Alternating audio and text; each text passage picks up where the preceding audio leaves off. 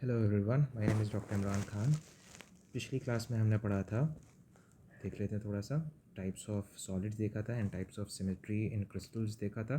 उसको हम लोग ने डिटेल में पढ़ा था।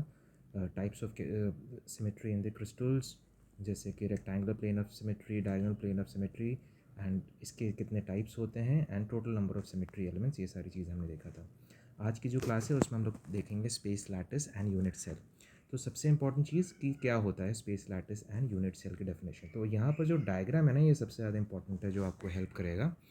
तो ये जो है, this is your space lattice and this is your unit cell. तो वो आपको समझ में आ रहा होगा कि यूनिट सेल स्पेस लैटिस का स्मॉलेस्ट यूनिट होता है, कि अगर इसी यूनिट सेल को आप 3 डायमेंशनली जोड़ते चलेंगे तो आपको स्पेस लैटिस मिलेगा। मगर इसकी डेफिनेशन बहुत इंपॉर्टेंट होती है, बिकॉज 12th के बोर्ड एग्जामिनेशन में ये पूछी आती है। तो let's see the definition. The geometrical form consisting only regular arrays of points is called as space lattice, and it can be defined as an array of points showing how many molecules or atoms or ions are arranged in different sites in 3 dimensional space. ये हो गया आपका space lattice का definition. Alright, अब unit cell क्या होता है? Unit cell, जैसे अभी आपने देखा, it is the smallest unit of a space lattice. अगर आप यूनिट सेल को 3 डायमेंशनली अरेंज करते चले जाएंगे तो आपको एक स्पेस लैटिस मिल जाएगा। अब इसकी डेफिनेशन क्या होगी कि इट कैन बी, अब देखिए unit cell, it can be defined as the smallest repeating unit in a space lattice which when repeated over and over again results in a crystal of the given substance, or it is the smallest block of or geometrical figure from which entire crystal can be built up by translational repetition in 3 dimensions। ठीक है, अब आप नीचे unit cell पे focus करिए, क्योंकि अब space lattice की बस डेफिनेशन इंपॉर्टेंट होती है। अब यूनिट सेल पे फोकस करिए। ऑलराइट, तो यूनिट सेल में आप कुछ देख सकते हैं, कुछ पैरामीटर्स यहाँ पर आप देख सकते हैं। सबसे पहले यहाँ पर ए, बी एंड सी। तो कोई भी यूनिट सेल होता है तो उसमें ए, बी और सी, उसके जो एजेस होते हैं, एज लेंथ जिसको हम लोग बोल सकते हैं, वो होता है। एंड आप देख सकते हैं अल्फ़ा, बीटा एंड गामा, ये होता है एज लेंथ के बीच में जो बॉन्ड एंगल क्रिएट हो रहा है, that is alpha, beta and gamma. ठीक है, तो अल्फ़ा ए और बी के ऑपोजिट में जो बॉन्ड एंगल बनेगा उसको गामा बोलेंगे। सी के ऑपोजिट में यहाँ पर देखिए बीटा बोलते हैं। मतलब ये याद करने का तरीका है, जो लेफ़्ट ओवर जो एक बॉन्ड एंगल है, that is called as alpha. Alright, तो ये पैरामीटर्स ज़रूर याद रखिए, बिकॉज इन पैरामीटर्स के हेल्प से कितने टाइप के यूनिट सेल्स होते हैं ये डिसाइड किया जाता है। जैसे नेक्स्ट देखते हैं हम लोग, यहाँ पर जो अभी मैंने बोला वही सारी चीज़ें हैं यहाँ पर। हम लोग अब आते हैं क्रिस्टल सिस्टम पे। जिसे मैंने बोला टाइप्स ऑफ यूनिट सेल्स जो डिसाइड होते हैं वो कैसे करते हैं, दरअसल हम लोग उसी पे आ जा रहे हैं। तो नेक्स्ट और टॉपिक है अपना type of crystal system. Alright, जो क्रिस्टल सिस्टम होता है बेसिकली वो 7 टाइप्स के होते हैं, जिनको हम लोग बोलते हैं बेसिक और प्रिमिटिव यूनिट सेल्स भी इनको बोलते हैं। ये कौन कौन से होते हैं उसका एक चार्ट यहाँ पर दिया हुआ है। सबसे पहला है क्यूबिक, फिर है orthorhombic, tetragonal, monoclinic, triclinic, hexagonal and rhombohedral. इसमें आपको याद क्या करना है? बहुत सारी चीज़ें आपको याद करनी है, जैसे कि एंड मतलब बहुत इजी भी है।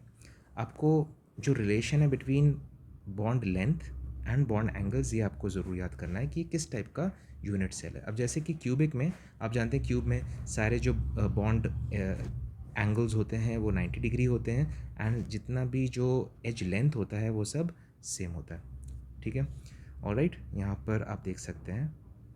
Then maximum symmetry elements, 9 plane of symmetry जो कि आपने पिछले क्लास में पढ़ा था, एंड 13 एक्सेस ऑफ सिमेट्री। बस आपको ये नंबर्स याद रखने हैं।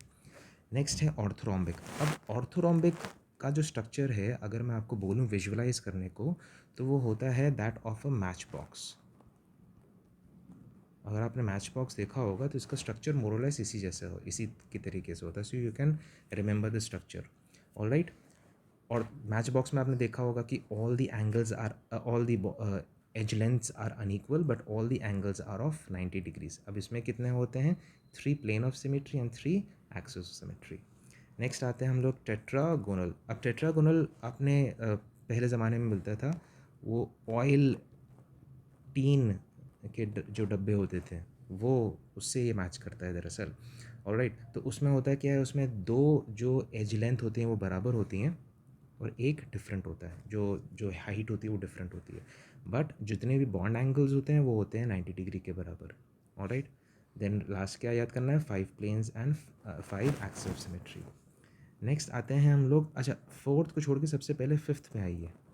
फिफ्थ इज़ मोस्ट डिसऑर्डर्ड, मतलब आप इसको ऑपोजिट ऑफ क्यूबिक समझ सकते हैं, देख सकते हैं बिल्कुल opposite, opposite of cube.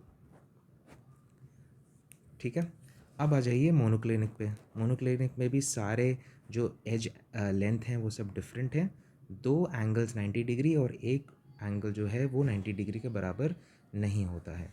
Alright, तो ये थोड़ा सा याद करना पड़ेगा। Hexagonal is very easy. Hexagonal का आप स्ट्रक्चर अगर देखेंगे यहाँ पर, अभी हम लोग इस पर भी आएंगे थोड़ी देर में।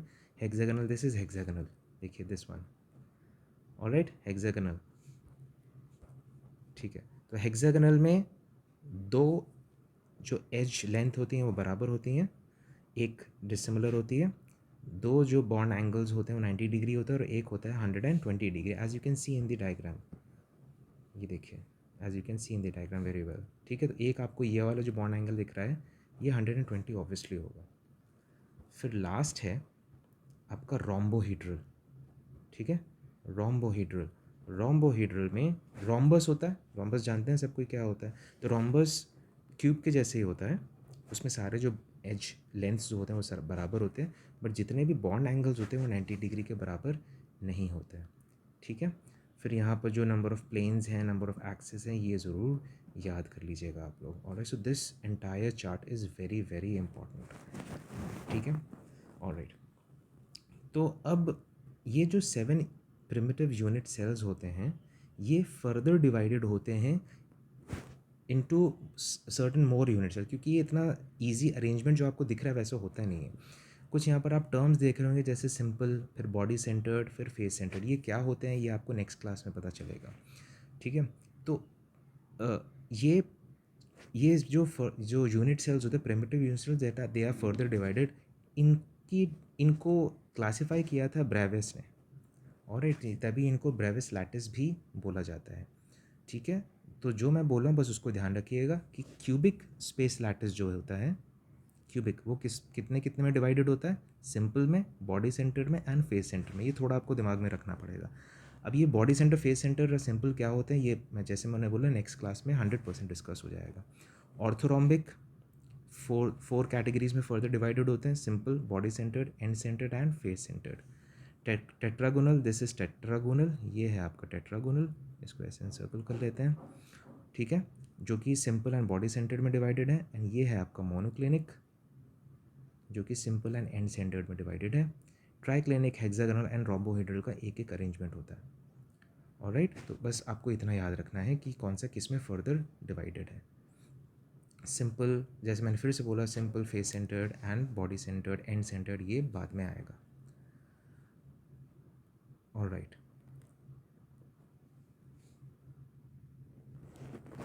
तो यहाँ पर एक चार्ट आप देख सकते हैं, वही जो मैंने अभी बोला उसका समरी है। यहाँ पर क्रिस्टल सिस्टम है, नंबर ऑफ़ स्पेस लैटिसेस हैं, एंड कौन कौन से स्पेस लैटिसेस हैं ये आपको याद करने में बहुत इजी हो जाएगा। तो ये चार्ट बहुत सिंपल है। ठीक है, तो आप इस चार्ट को हमेशा इसके स्क्रीनशॉट ले लीजिए so that you can remember the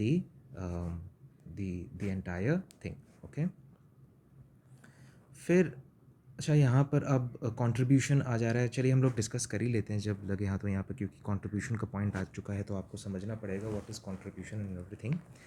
कि अगर कोई यहाँ पर कंट्रीब्यूशन का मतलब ये हुआ कि जैसे आप कोई क्रिस्टल सिस्टम है, सपोज़ मैंने ये क्रिस्टल सिस्टम बनाया, अब ये मैंने क्रिस्टल सिस्टम बना लिया।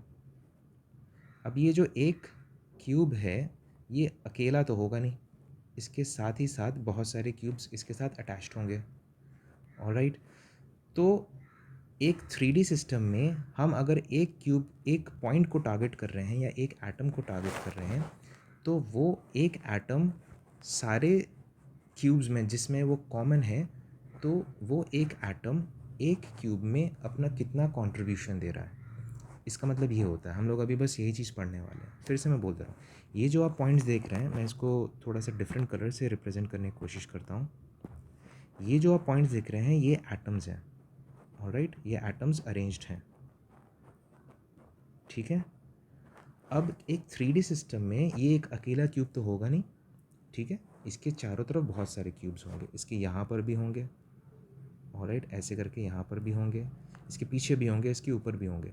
तो ये एक एटम जिसको मैंने एरो पे दिखाया, मैं एरो से दिखा रहा हूँ, ये एक एटम एक पर्टिकुलर क्यूब में, क्योंकि ये कॉमन है बहुत सारे क्यूब्स में, तो ये एक एटम एक पर्टिकुलर क्यूब में कितना अपना कंट्रीब्यूशन दे रहा है वो हमें यहाँ पर पढ़ना है, ठीक है।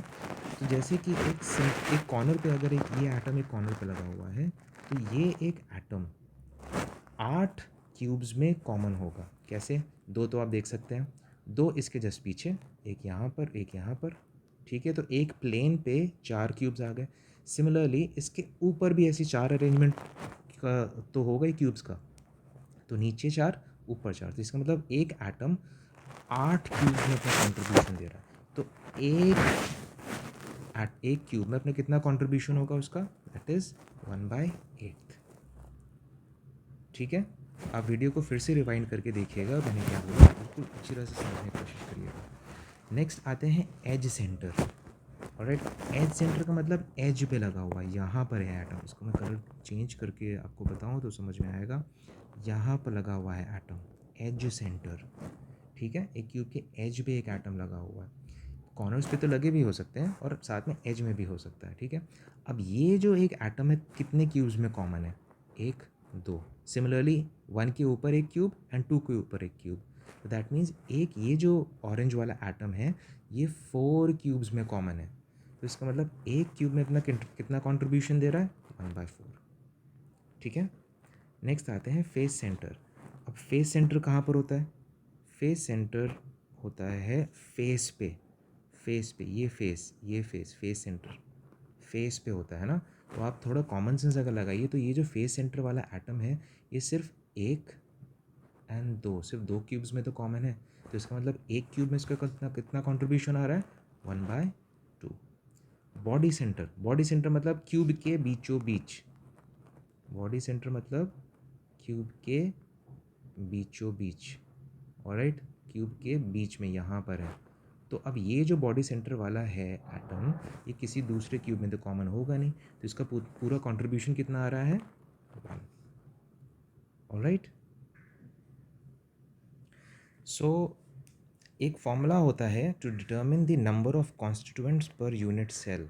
Number of constituents per unit cell का मतलब कितने एटम एक यूनिट सेल में पाए जाते हैं, ऑलराइट। मतलब ऑब्वियसली एक यूनिट सेल में एटम कॉर्नर्स पे भी लगे होंगे, बीच में भी लगे होंगे, बॉडी सेंटर पे भी होंगे, फेस सेंटर पे भी होगा, एज सेंटर में भी होगा। तो इन सब का कंट्रीब्यूशन करके कितने एटम्स पर यूनिट सेल होते हैं ये हम लोग कैलकुलेट कर सकते हैं। तो उसका फॉर्मूला यहाँ पर है, determination of number of constituent per unit cells. तो इसको कैसे निकालते हैं, इसका डेरिवेशन जानना ज़रूरी है।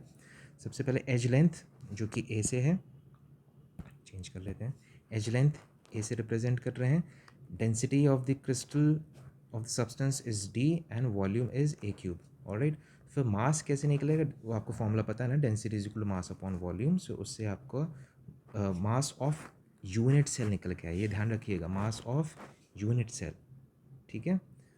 फिर उसके बाद आपको निकालना है number of moles per unit cell. तो जो मास है उसको आप मॉलिक्यूलर मास से डिवाइड कर देंगे, तो आपको मिल जाएगा number of moles per unit cell. मगर आपको चाहिए क्या, number of molecules per unit cell. तो आपको पता है कि एक मोल में 6.02 इंटू 10⁻23 पार्टिकल्स होते हैं या मॉलिक्यूल्स होते हैं। तो हम लोग करेंगे क्या, एवोगाड्रो नंबर से उसको मल्टीप्लाई कर देंगे जितने नंबर ऑफ मोल्स हैं। तो Z है आपका इफेक्टिव नंबर ऑफ एटम्स या इफेक्टिव नंबर ऑफ पार्टिकल्स, ठीक है। ये आपका आ गया number of moles per unit cell and n हो गया आपका एवोगाड्रो नंबर। तो दिस इज द फॉर्मूला। एक मैं फॉर्मूला को सेपरेटली लिख लूँ, a cube into d into n, that is Avogadro number divided by molecular mass, alright, तो इस फॉर्मूले से हम number of constituents per unit cell calculate कर सकते हैं। बहुत सिंपल फार्मूला है ये, और बिल्कुल फार्मूला बेस्ड, आपके बोर्ड में तो फार्मूला बेस्ड सीधे आता है, एंड कॉम्पिटिशन्स में थोड़ा सा घुमा फिरा के इसी में वो लोग करते हैं। तो विल डिस्कस सर्टन क्वेश्चंस जब हम। सो आज की क्लास के लिए हम लोग इतना ही रखते हैं। नेक्स्ट क्लास में हम लोग हेक्सागोनल यूनिट सेल के कैसे कॉन्स्टिट्यूएंट्स निकाले जाते हैं वो हम लोग देखेंगे। Alright, thank you for watching the video. थोड़ा प्रैक्टिस करिए प्लीज़। Thank you.